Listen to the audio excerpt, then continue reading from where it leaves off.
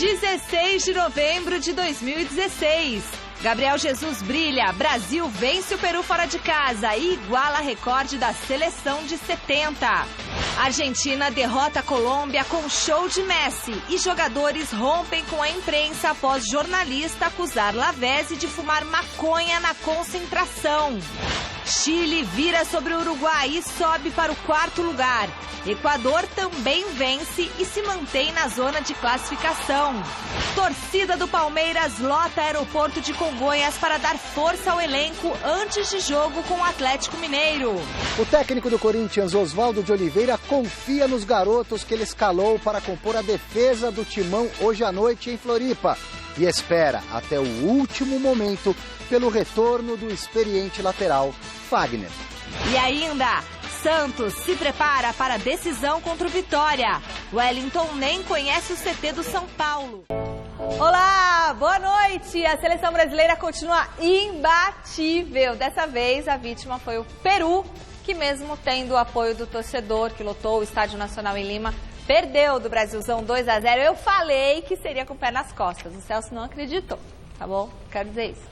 Tudo bem, não foi tão fácil assim, mas a gente ganhou, né? Resultado fez a equipe do técnico Tite chegar à 6ª vitória consecutiva, além de disparar na liderança das eliminatórias com 4 pontos de vantagem sobre o vice-líder Uruguai. Kleber Xavier, Silvinho, eu vou responder, Maurício, Fernando, Matheus, Fábio, Anderson Paixão e o Tafarel.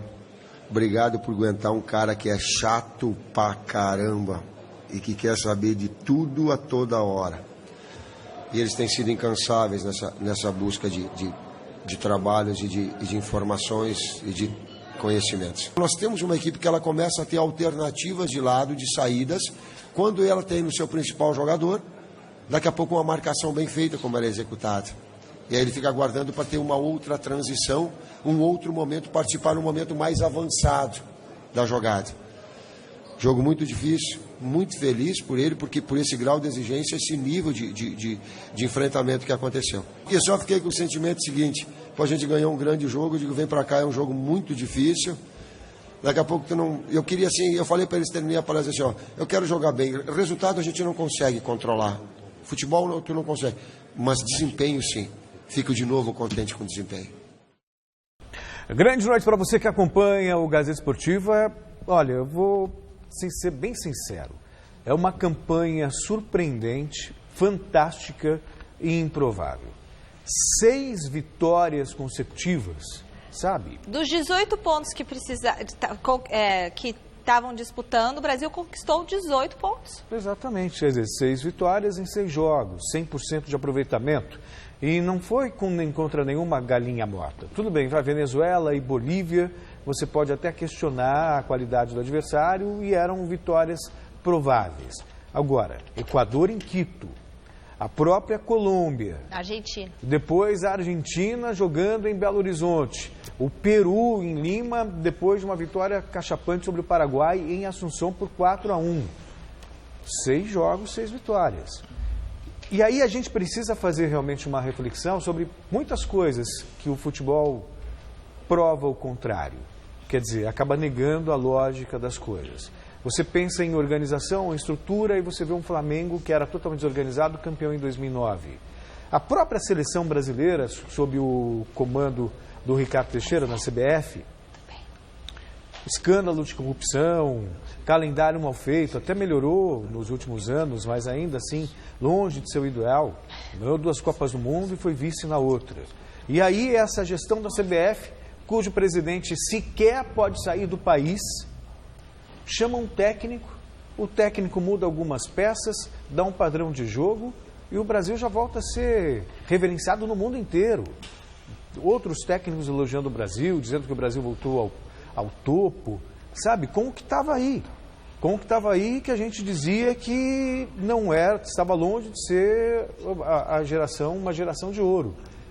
Tem bons jogadores, mas, exceção feita ao Neymar, nenhum jogador à altura dos outros grandes craques do passado. E, de repente, o Tite, com seu jeito humilde, mas extremamente competente, dedicado, consegue fazer com que a seleção tenha um plano de jogo, uma organização tática, senso de conjunto. E está aí, 6 jogos e 6 vitórias. Estou, para ser mais preciso, estupefato, Flávio. Não sei você. Boa noite. Boa noite, Celso. Boa noite, Michele, amigos do Gazeta Esportiva. É que uma coisa, na minha cabeça, não tem exatamente ligação com outra.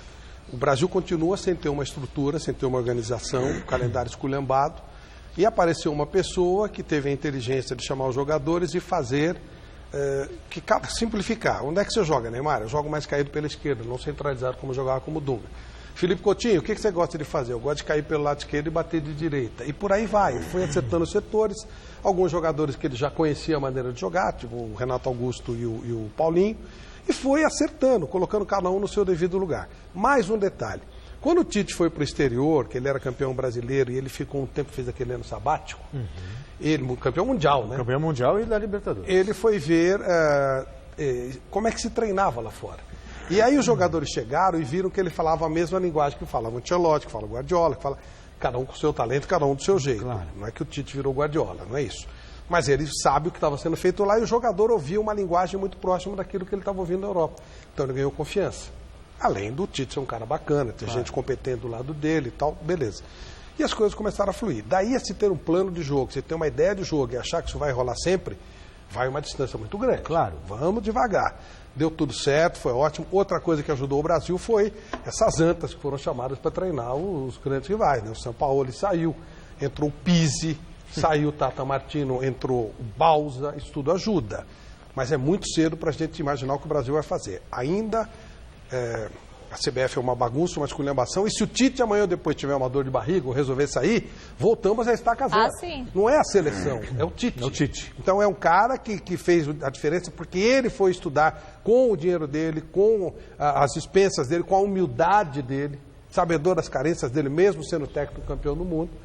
E antes era o Dunga, que não tinha esse pensamento e tinha respaldo da CBF. E por aí vai, entendeu? Nesse aspecto eu digo, a CBF ela não se mete no trabalho dos treinadores. Isso é uma coisa que ela nunca se meteu. Em trabalho nenhum, que também tira qualquer mérito de Ricardo Teixeira. Eles faziam as picaretagens dele, as zoeiras dele lá, e não se metem com o futebol. Isso é verdade. De vez em quando eles prejudicam muito colocando um cara completamente sem capacidade. Agora, por apelo popular, colocaram o Tite, que não era o cara que eles queriam, tanto que eles colocaram o Dunga antes. Então, sabe, uma série de fatores que concorreu. A gente torce demais pelo Tite, gosta demais do Tite, e tomara que ele seja feliz. Mas é o Tite, a CBF está fora disso. Por isso que esse é o mote do meu raciocínio. De repente, uma pessoa competente acaba conseguindo reverter todo um quadro que parecia destinado ao caos. Mas sabe o que eu já disse aqui várias vezes, tem isso gravado. Eu temia pela classificação do Brasil para a Copa do Mundo da Rússia. Todo mundo, né? Não só por causa do treinador, mas pelo conjunto da obra. Mas a gente não pode depender de uma pessoa e de um Não, talento claro que único. não. Antes dependia do Neymar, agora da seleção depende do Tite. O Neymar ainda é o diferencial. Sim, mas claro. o Tite fez a mudança. Mas nós não podemos depender de uma pessoa. Claro que não. Nós temos que depender de uma estrutura que role sozinha. A Alemanha, que é o grande exemplo do mundo, ela não depende do Joaquim Low. Ele é uma sequência, tanto que o Tuchel já é o próximo técnico. A Espanha foi buscar um cara como o Lopetegui, por quê? Porque, embora ele não estivesse fazendo um grande sucesso e tal, pelo contrário, ele tinha uma linha de trabalho que era uma ideologia de jogo. É isso que nós precisamos ter, uma identidade de jogo, e agora é um bom momento para criar uma identidade, fazendo aquilo que o Tite está mostrando para a gente, que ele trouxe de lá de fora, e criar uma identidade de jogo a ponto de, amanhã ou depois, algum dia o Tite vai ter que sair. Sim. Que entre alguém no lugar dele, que seja o Micali, que seja quem for, que dê sequência a um trabalho, uma coisa coerente. E não, de repente, sai o Tite e entra, sei lá, o Dorival Júnior é muito parecido, vamos pôr o Oswaldo Oliveira, para citar um nome qualquer. Pensa um pouquinho diferente, já vai fazer outra coisa, volta sempre a estaca zero. Isso é que a gente não pode ter, continuamos tendo. Felizmente, nós temos um cara hoje competente, sério, moderno, identificado. Deixa o Tite lá. Imagina De até... repente, esse cara, por alguma razão, sai, a gente volta a estaca zero. Põe qualquer mané que esteja com prestígio com a curriola lá da CBF. É isso que não pode acontecer. Aliás, o Joaquim Low ontem elogiou a seleção do Brasil, falou que definitivamente superou o 7-1. Claro. Nós esse clima, né, de resgate, de da prestígio. Seleção, do prestígio. E que continua, continua a mesma esculhambação. Só que tem um técnico capaz, um gestor tão competente que conseguiu mudar toda uma imagem. Mas não é uma coisa da CBF, não é uma coisa, não é um estilo, é isso que eu gostaria que nós precisaríamos ter, né? O Tite igualou-se a João Saldanha, né? Em 69, 6 vitórias seguidas. Nem era treinador, criou as feras do Saldanha, com a falação boa lá e tal, e levou o Brasil a 6 vitórias consecutivas. O Tite é muito mais técnico, pragmático, conhecedor, estudioso do que era o Saldanha. O Saldanha era bom de conversa, bom de papo, um jornalista maravilhoso, um cara que eu adorava ouvir, mas ele foi mais na base das feras do Saldanha. Ele pegou o Santos do Pelé, o Cruzeiro, e fez um time espetacular, mas naquela época tínhamos muita gente sobrando. Muito material, né, Flávio? Bom, o Brasil só volta a campo no dia 23 de março para enfrentar o Uruguai em Montevidéu. Com a sensação de missão cumprida, boa parte do elenco desembarcou nesta manhã em São Paulo. Veja com Felipe Sboril. A seleção brasileira desembarcou na manhã desta quarta-feira aqui no Aeroporto Internacional de Guarulhos, em São Paulo, com mais uma vitória na bagagem. Desta vez contra o Peru, pelas eliminatórias da Copa do Mundo. Seleção brasileira que desembarcou com um forte esquema de segurança para o técnico Tite, que causou um alvoroço tremendo entre os torcedores quando passou aqui pelo saguão. Tite, está acostumado com esse assédio maior agora, Tite? Não, é só o carinho, eu retribuí o carinho. A seleção brasileira é líder das eliminatórias para a Copa do Mundo. Tem 4 pontos a mais que o Uruguai, segundo colocado. Não tem um retrospecto de 6 vitórias consecutivas em eliminatórias desde 1969, na época de Pelé, antes da Copa de 70. É só pontos para classificação. A gente está trabalhando para isso, para conquistar grandes coisas, não só a vaga, mas nosso pensamento está muito forte para 2018. Então esse é o nosso foco, esse é o nosso caminho. A gente está no caminho certo. Tenho certeza que a gente vai buscar grandes coisas aí pela seleção. Uma alegria muito grande, né? Poder fazer parte disso. Acredito que a gente está no caminho certo. A equipe vem desempenhando muito bem, fazendo excelentes partidas, fruto de muito trabalho. A seleção brasileira retorna a jogar pelas eliminatórias para a Copa do Mundo no próximo dia 23 de março, contra o Uruguai, em Montevidéu. Duelo interessante, porque o Uruguai é vice-líder das eliminatórias.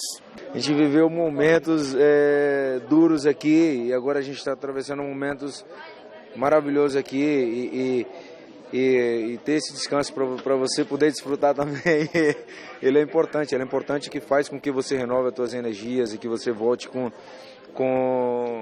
ânimo lá em cima, sabendo do que tem que fazer. O momento agora é de aproveitar o que a gente passou. Foi um ano complicado no início, depois as coisas foram melhorando, passamos por uma Olimpíada e o futebol brasileiro evoluiu bastante, então terminar o ano de uma forma legal. Gabriel Jesus, atacante da seleção brasileira e também do Palmeiras, seguiu direto no avião particular do presidente Paulo Nobre para Belo Horizonte, onde nesta quinta-feira o Palmeiras enfrenta a equipe do Atlético Mineiro pelo Campeonato Brasileiro. Segundo os jogadores, o atacante do Palmeiras e também da seleção tem muito a evoluir. Vai ser uma coisa natural. Eu acho que dentro de 2 anos ainda vai evoluir muito mais.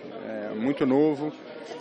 Se cria uma expectativa muito grande em cima dele, tem uma cabeça excepcional, então a gente também não pode criar muita coisa, deixar ele jogar, e é realmente um cara acima da média, diferenciado, e eu acho que tem tudo para dar muitas alegrias. Uma perguntinha só, você em casa, você ouviu muito esse negócio, o jogador é descompromissado, não sei o quê, e agora, ficou compromissado? O compromisso do jogador tem que ser com o clube que o paga, a seleção brasileira, ok, é legal. Quando está tudo certinho, quando o time está organizado, o cara joga. Senão não tem mágica, não tem milagre, não tem nada. O Neymar virou melhor agora do que ele era antes? Felipe Coutinho aprendeu a jogar bola agora? Agora eles ficaram compromissados, eles ficaram com medo do Tite. Catar coquinho, né? Conversa mole. O que só prova que depende de organização tática, de jogo coletivo. Não tem essa frescura de comprometimento ou não comprometimento. Seleção brasileira não é pátria. Seleção brasileira é um time de futebol que por acaso representa o país. Então o cara não tem que ter comprometimento maior ou menor. Ele tem que trabalhar e jogar futebol. Se der condição para ele jogar bem, ele vai jogar. Se não der condição, ele não vai jogar. É muito simples.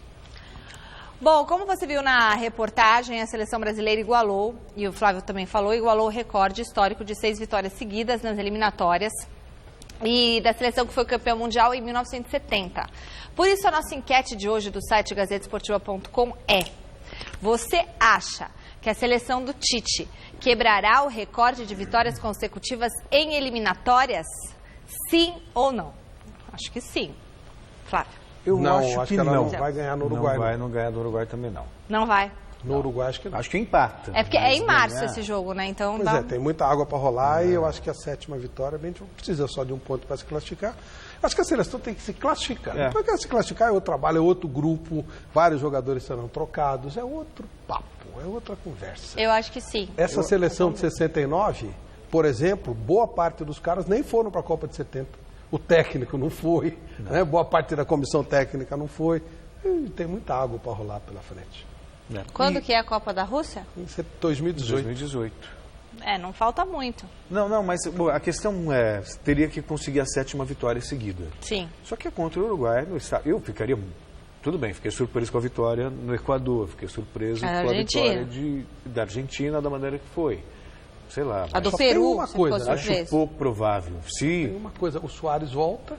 Não, o Soares acho que não O joga. Soares não joga, né? O Muslera não que joga. volta. O Soares não joga. Esse é um desfalque considerável. Mas até lá, a gente não sabe quem vai jogar, quem não vai jogar. Até muito tempo, né? Olha o Tite aqui.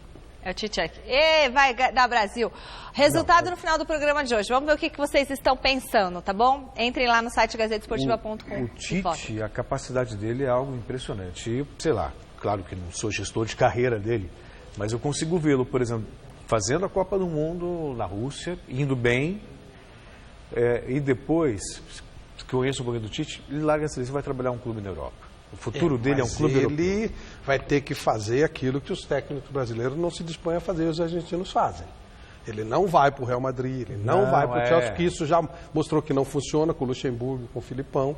Ele vai ter que trabalhar num time menor, como o Simeone fez, como o São Paulo está fazendo, o Tata Martino fez, o Pochettino outro também, fez. que foi do Manchester City, me fugiu o nome, Pellegrini. Todo mundo tem que começar por um time menor, aí depois você vai, porque não há, você precisa ser... Pellegrini era do Vídeo Real, né? Era, o sistema de trabalho é 1000% diferente do Brasil, é outro mundo, é outra coisa, outra ideia. Então você não vai querer começar, não imagino que um time grandão da Europa convide um treinador brasileiro a partir do que já aconteceu com o Real Madrid, com o Chelsea, que se ele tivesse, o Luxemburgo tivesse um tempinho lá, ele ia entender melhor o trabalho, o Filipão da mesma forma, e os dois poderiam fazer lá na frente. Mas você tem que ter humildade para começar. O Simeone trabalhou no Cagliari.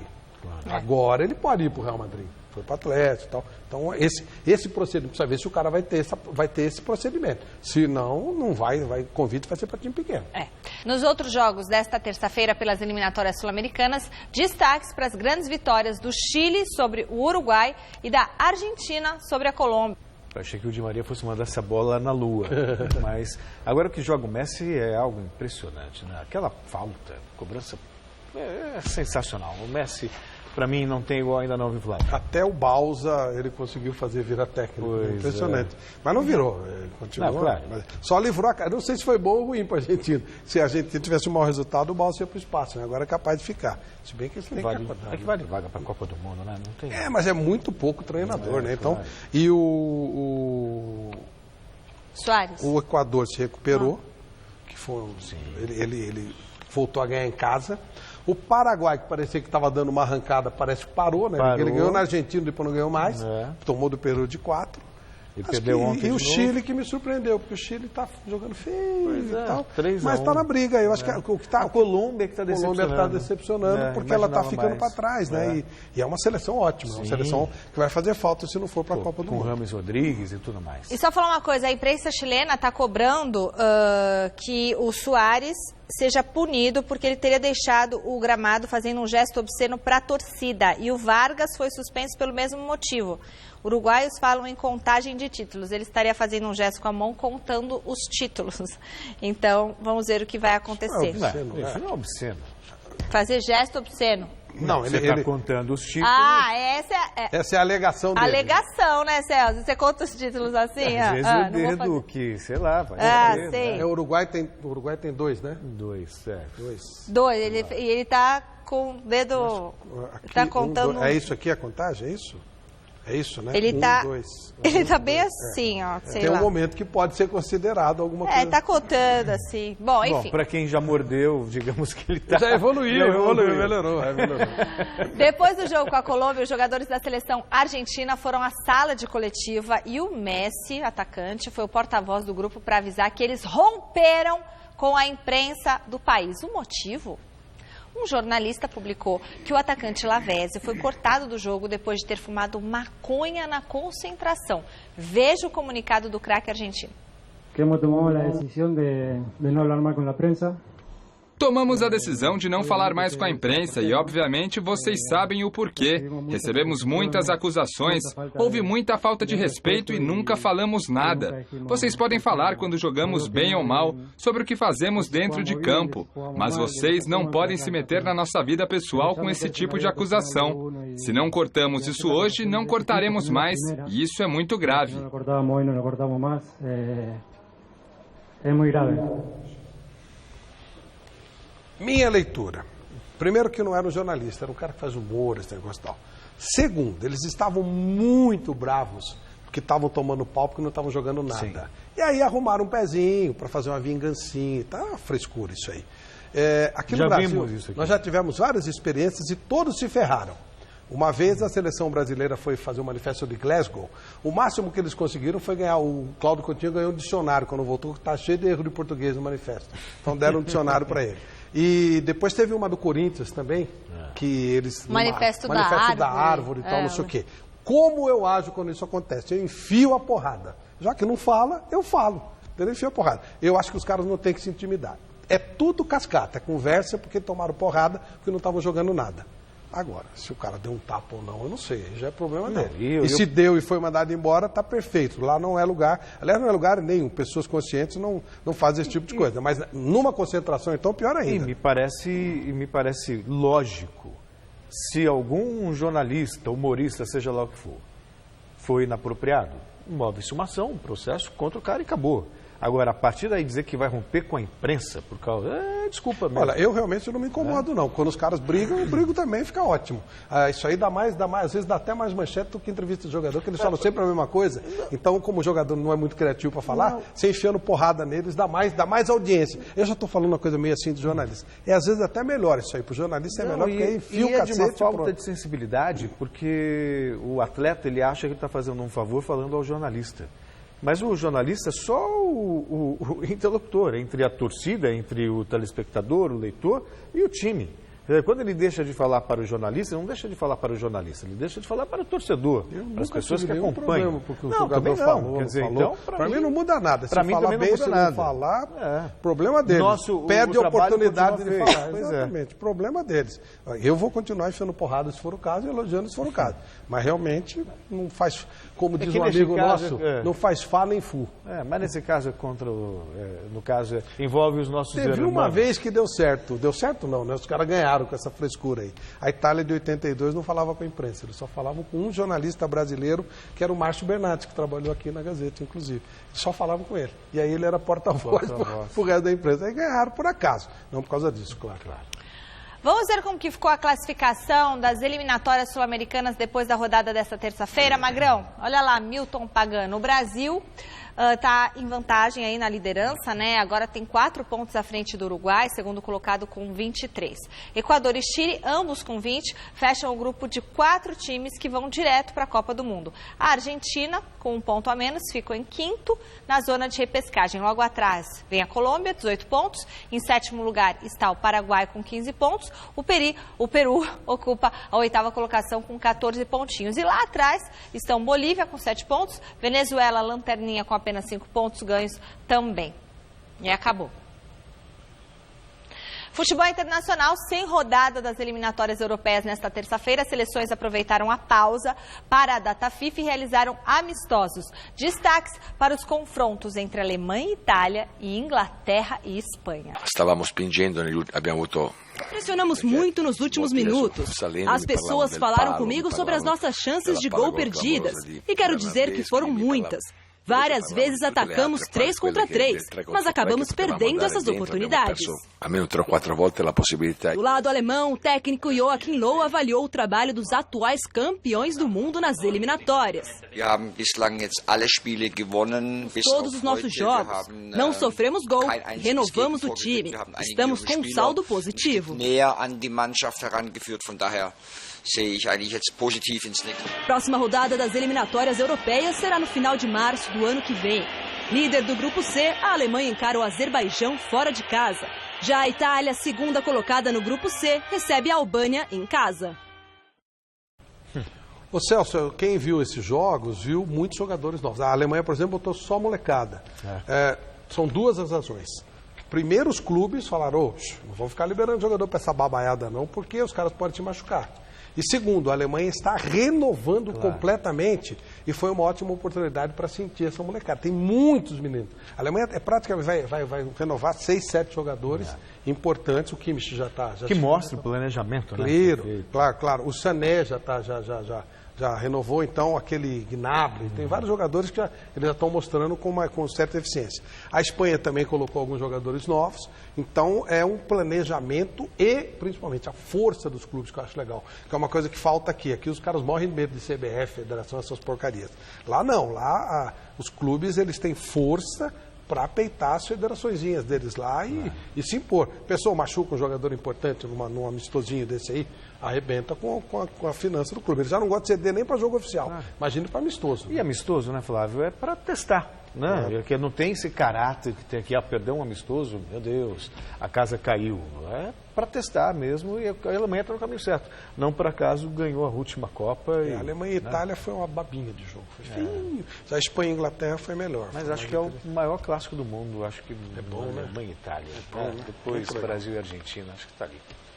Você já fez a sua parte, agora é só esperar para saber quem são os vencedores da edição 2016 do Troféu Mesa Redonda, o Oscar do futebol brasileiro, melhor premiação do nosso futebol. A lista com os 3 mais votados em cada categoria já foi decidida, já foi enviada e foi escolhido aí os finalistas pela comissão de jornalistas de todo o Brasil, tá certo? Então agora é esperar para assistir o Troféu Mesa Redonda no dia 11 de dezembro na tela da TV Gazeta, certo, Flávio? Já está escolhido? Os vencedores já. Já eu não sei nada. Não, mas eu também não sei quem são. Mas eles já foram escolhidos. Que legal. Olha, o mais importante é que vai ser uma festança maravilhosa com 3 empresas espetaculares, a Lux Color, a Baltec e a cerveja, a outra, com a gente nessa festança Troféu Mesa Redonda, edição número 13. Muito bem, acompanhe o Gazeta Esportiva nas nossas redes sociais, no nosso Twitter, tem o Facebook, tem o YouTube, tem o site da TV Gazeta. Quero aproveitar para mandar um beijo para Beatriz, que nasceu hoje, é a netinha da nossa gerente de esportes, Fátima Rogeri. A Beatriz nasceu com 4,1 kg, gente, é uma fofura. Carol, beijo pra você, parabéns, muitas felicidades, viu? Que a Beatriz aí venha coroar a família de vocês com muitas alegrias. Eles já têm o Pedro, agora tem a Beatriz. Um beijo também pra Beatriz, então, e também um abraço para o meu amigo palmeirense, o Theo, que está aí ansioso para ver o Palmeiras campeão. Beijo à nossa querida Fátima Rogério. Um dia eu serei vovô. É verdade. Nada, ela empatou comigo, um menino e uma menina, legal. Um menino e uma menina, gente, agora... E a Beatriz, ela não conta bolinho não, viu? 4 quilos, nasceu mais gordinha que o Pedro. O assunto agora é o Campeonato Brasileiro. O Fluminense decepcionou os pouco mais de 43 mil torcedores que lotaram o Maracanã e ficou no empate com o Atlético Paranaense. No Maracanã, Gustavo Scarpa recebeu na direita e cruzou para Cícero desviar de cabeça e fazer Fluminense 1, Atlético Paranaense 0. Na segunda etapa, Lucas Fernandes invadiu a área, foi derrubado por William Matheus e o árbitro marcou o pênalti para o Furacão. Hernani foi para a bola e deixou tudo igual, 1-1. E aos 45 do segundo tempo, foi a vez do juizão assinalar pênalti para o Flu, após Paulo André derrubar Richarlison na área. Gustavo Scarpa foi para a bola, mas o goleiro Santos defendeu a cobrança. E ficou nisso. Fluminense 1, Atlético Paranaense também 1. Rapidinho, mais 2 aniversariantes que eu tinha esquecido hoje. Mais 2 não, mais 4. Minha sogra, um beijo pra minha sogra. Meu tio Sérgio, tio, te amo muito. Meu padrinho, o padrinho do meu filho. Tio Sérgio, te amo muito, palmeirense. Vinícius Sacomani, que trabalha com a gente, nosso editor, o Vina. Beijo. E o Celção, nosso editor também. Parabéns, Celso. Não, esse é o Celcinho. Não, tô falando da sogra, por causa da mamãe. Ai, que isso. O Celso, nosso editor aqui. Flávio. 5 jogos nesta noite, 4 amanhã, completam a 35ª rodada do Brasileirão. Põe a arte aqui, vai com a ficha na cabeça do Flávio. O Botafogo recebe a Chapecoense às 7h30 na Ilha do Governador. Coritiba e Santa Cruz jogam às 9 horas no Couto Pereira. 9h45 tem Figueirense e Corinthians em Floripa. América Mineiro e Flamengo no Mineirão. E Sport e Cruzeiro na Ilha do Retiro. Amanhã, 7h30, o São Paulo encara o Grêmio no Morumbi. No mesmo horário, o Santos enfrenta o Vitória na Vila Belmiro. 9 da noite na Arena Independência, o Atlético Mineiro recebe o Palmeiras.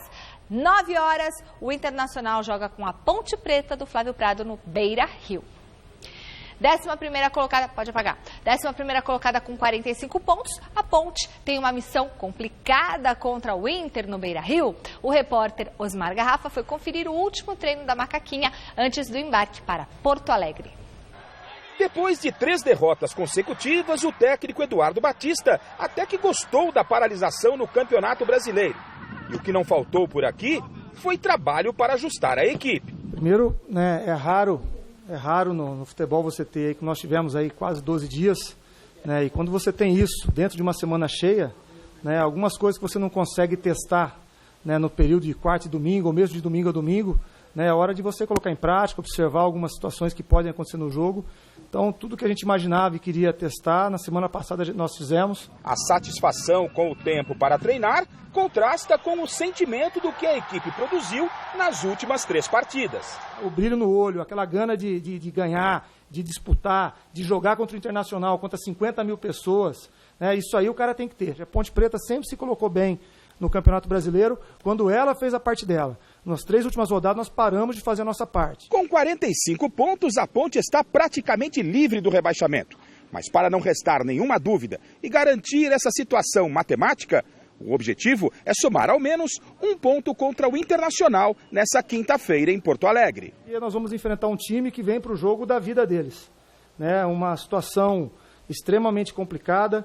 Então, eles estão se preparando, pressionados, e nós temos que ter esse brilho no olhar e enfrentar o jogo do mesmo nível que eles estão se enfrentando. E se não der, né, procurar não levar gols e o empate também, né, não deixa de ser um mau resultado, porque é um embate extremamente complicado, é uma decisão de campeonato.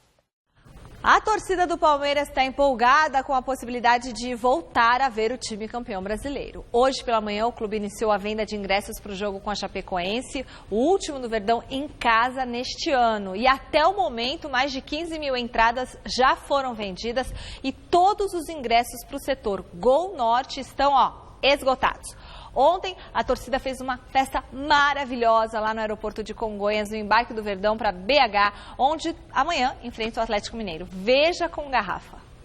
Restando 4 rodadas para o término do Campeonato Brasileiro, o Palmeiras está com as 2 mãos na taça.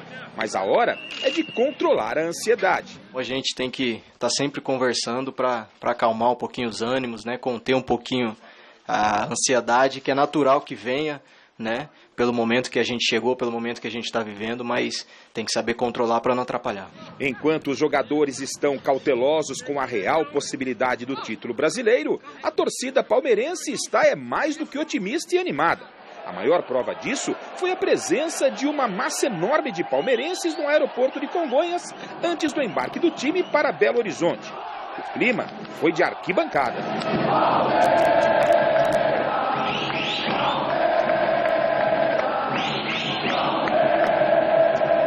Quando a delegação chegou, a galera foi à loucura. E o difícil era encontrar os jogadores no meio da massa verde.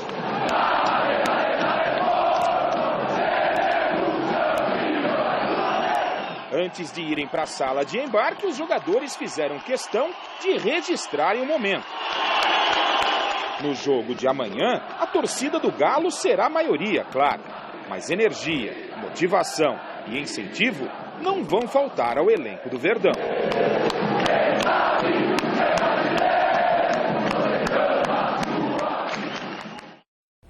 Parece festa de recepção de título, Flávio. O pessoal está empolgado. Será que é que eu sou tão... Eu preciso ser um pouco menos... Foi legal, o Palmeirense está empolgado e tal. Mas eu fico imaginando você chega com a sua mãe para embarcar e encontra isso lá. Que maravilha que deve ser. Não é verdade? Mas é claro que ninguém fez tumulto, né? Quebraram algumas coisas que são vários anos, né? Era torcida por quando você não podia imaginar que fosse fazer coisa que presta o tempo inteiro. Mas foi legal e tal. Só que teve esse outro lado também, né? Imagina, você chega com um monte de criança, né? Mas foi uma festa muito bonita. Eu subiria no avião e voltaria para onde eu tinha vindo. Nossa. Você está indo pegar o avião, aí não tem jeito. Pessoa, imagina, deve ter gente que perdeu o avião. Eu vou de ônibus. A pessoa tem que atravessar o saguão. Como vai fazer? Amanhã, o São Paulo recebe o Grêmio, que está de olho na decisão da Copa do Brasil. Hoje, os gaúchos receberam uma má notícia. O STJD resolveu aparecer de novo e punir o tricolor gaúcho com a perda do mando de campo da decisão da Copa do Brasil. Sabe por quê? Porque a filha do técnico Renato Gaúcho entrou em campo para abraçar o pai dela e comemorar a classificação do tricolor à decisão. Ridículo, gente. Em entrevista à Rádio Gaúcha, o advogado do tricolor, Nestor Rain, fez duras críticas ao julgamento, dizendo que a Procuradoria sequer pediu a punição ao clube e que nunca houve punição tão severa. Ele ainda afirmou que o resultado do julgamento teve motivação pessoal do tribunal com relação a Renato Gaúcho e a filha dele, Carol Portaluppi. O jogo está marcado para o próximo dia 30 e o Grêmio irá recorrer e tem que recorrer mesmo. No São Paulo, o destaque desta quarta foi a presença do primeiro reforço para a temporada 2017. Reportagem do Esboril. A temporada nem terminou e o primeiro reforço para 2017 já apareceu. O atacante Wellington Nem conheceu as instalações do CT da Barra Funda e os futuros colegas. O atleta chega do Shakhtar por empréstimo e ainda não tem data para ser apresentado de forma oficial. Cumprimentei ele ali agora no almoço ali, mas não tive tempo de conversar com ele ainda não. Então é um cara que, pelo primeiro contato que eu tive com ele, um cara bastante humilde e tenho certeza que ele vai nos ajudar bastante. Já vi alguns jogos dele, é um jogador que tem bastante potência, um jogador com muita qualidade e tenho certeza que ele vai nos ajudar bastante. A ordem por aqui é se preocupar com o encerramento do Campeonato Brasileiro. O técnico Ricardo Gomes ainda não sabe se vai contar com os atletas que estavam servindo as respectivas seleções.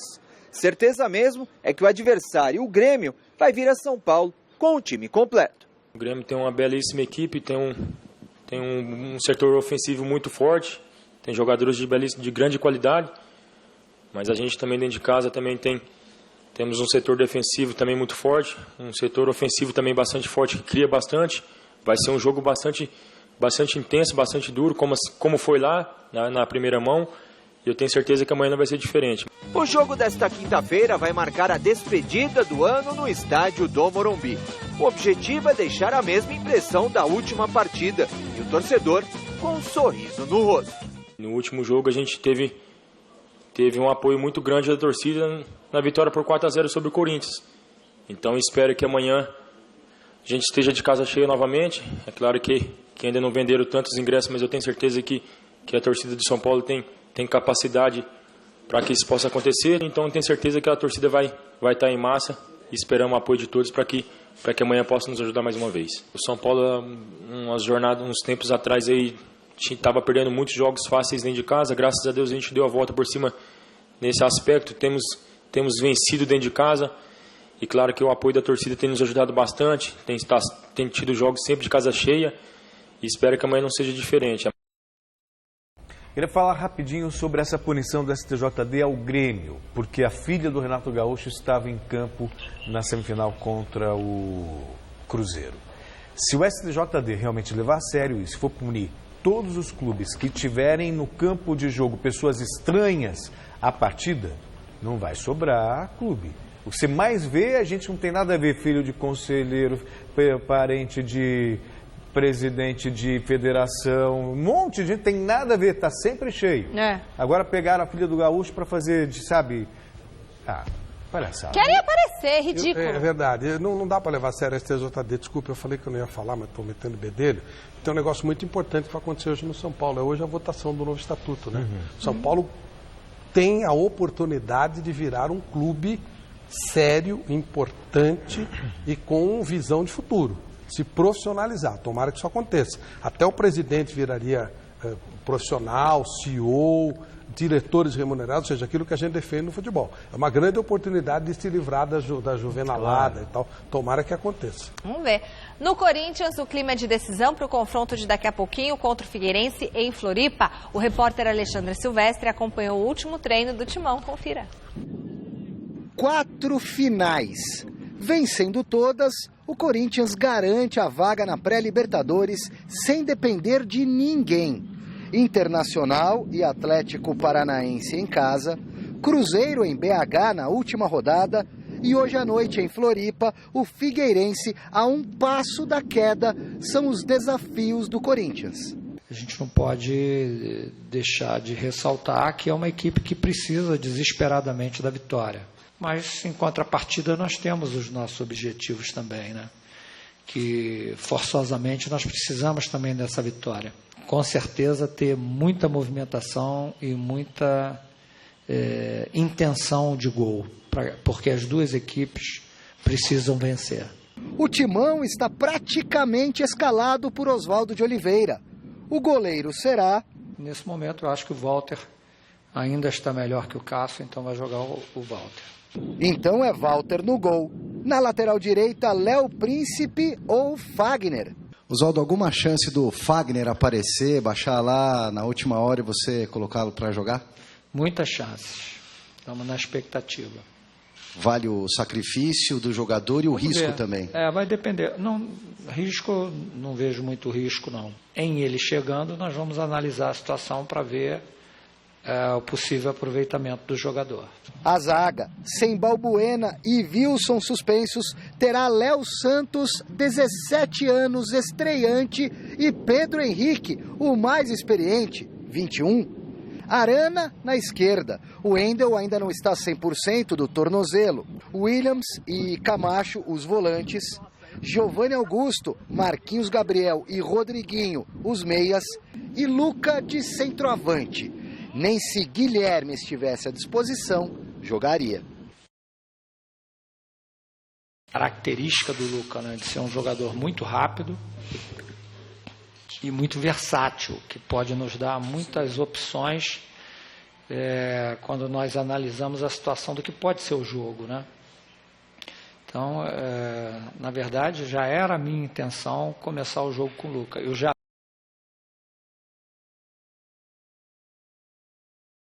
Corinthians apanhou feio do São Paulo.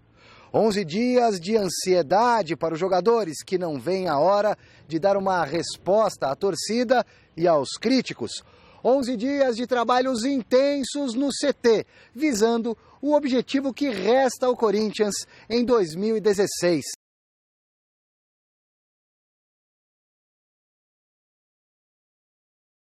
Chegou por aqui há apenas um mês. Eu acho que aqui não tem que se culpar ninguém, não. O Corinthians passa uma fase de reestruturação, né? Independente da crítica ou da torcida, nós temos que ter o discernimento suficiente para entender o que está se passando, né? E eu tenho que trabalhar para montar uma equipe, é isso que eu estou fazendo, independente de crítica, de torcida, de números, né?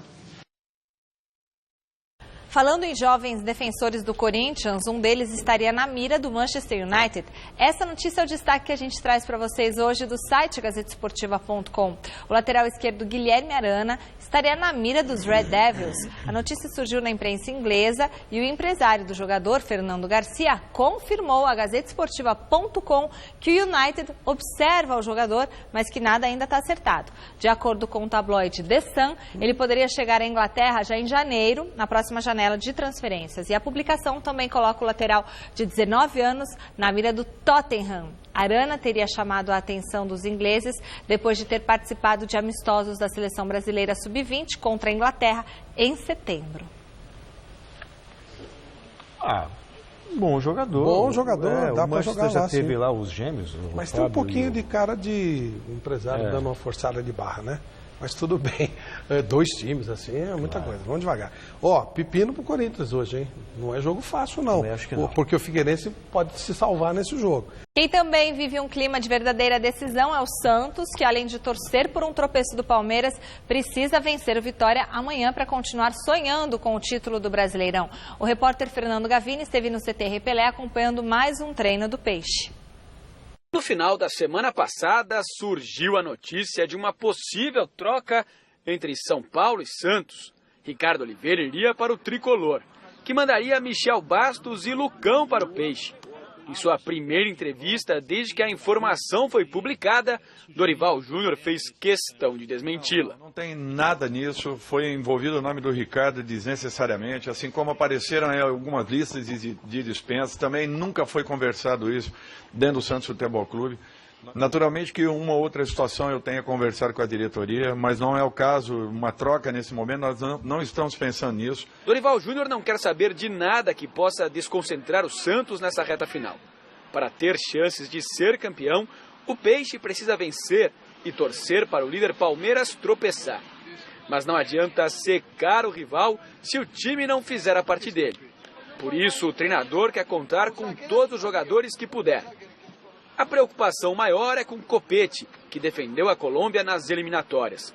Lucas Lima, que estava na seleção brasileira, e Thiago Maia, que jogou com a Sub-20 durante a data FIFA. Agora que nós estamos recebendo os 3 jogadores, a partir daí que eu vou ter uma certeza daquilo que eu devo fazer.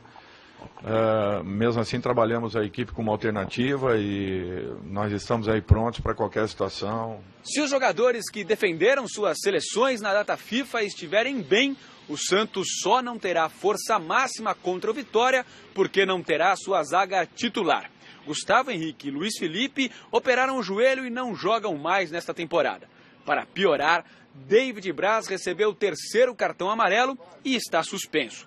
Só sobraram de jogadores da posição Nogueira e Lucas Veríssimo. Mas durante a semana, Dorival Júnior testou Yuri na posição e ainda não decidiu quem vai escalar. Eu trabalhei com os 2 jogadores, alternando com o Yuri. Iniciamos com uma formação mais segura, mais teoricamente, né, os jogadores dentro das suas funções, né, com os 2 zagueiros. Depois alternamos para o Yuri com o Nogueira e depois o Yuri com o Veríssimo. Até amanhã, com certeza, eu darei uma definição aos jogadores na parte da manhã. O Vitória luta contra o rebaixamento, enquanto o Santos ainda sonha com o título. Mas apesar de situações tão diferentes na tabela, Dorival Júnior espera um jogo duro. Eu não tenho dúvidas aí que o jogo será um jogo de muita marcação, mas acima de tudo, a criação ela ainda pode favorecer determinada equipe em algum momento da partida. Por isso que eu não acredito que o Vitória venha aqui só para se defender, até porque na maioria dos jogos que nós vimos fora de casa, o Vitória já abriu a partida marcando numa zona mais alta, mais agressiva e um combate já na saída de bola e com certeza eles não devem alterar esse comportamento. Mas o Santos tem que passar o rodo. É a rodada onde o Santos tem uma facilidade maior do que o Palmeiras. Ele tem um adversário bem inferior, o Palmeiras pega o Galo lá em Galo, é complicadíssimo, e o Santos joga contra o Vitória, que vai tentar, vai se matar para tentar salvar, mas quando está na briga pelo rebaixamento, porque o time não é lá grande coisa. Então é o tipo do jogo para o Santos ganhar, é antes do jogo do Palmeiras e tentar pressionar o Palmeiras. O Palmeiras tem que ganhar o jogo dele, de qualquer maneira, ou pelo menos não perder. Mas é o típico jogo para o Santos passar o rodo, independentemente dos problemas, e eles existem, ficou claro aí. Você acha que o Tite vai quebrar os recordes de vitórias consecutivas em eliminatórias da seleção brasileira? Deu que sim a enquete do site GazettaEsportiva.com, 90% dos votos. O pessoal está confiante no Tite, que nem eu. Gazeta Esportiva de hoje termina aqui. A gente volta a se encontrar amanhã. Hoje parece sexta-feira, né? Mas a gente volta a se encontrar amanhã, quinta-feira, aqui ao vivo. Fique agora com as notícias do Jornal da Gazeta. Nos vemos no Jornal da Gazeta, já. Sexta, então, tá bom? Sexta-feira, tamo junto. Tchau. Beijo. Tchau.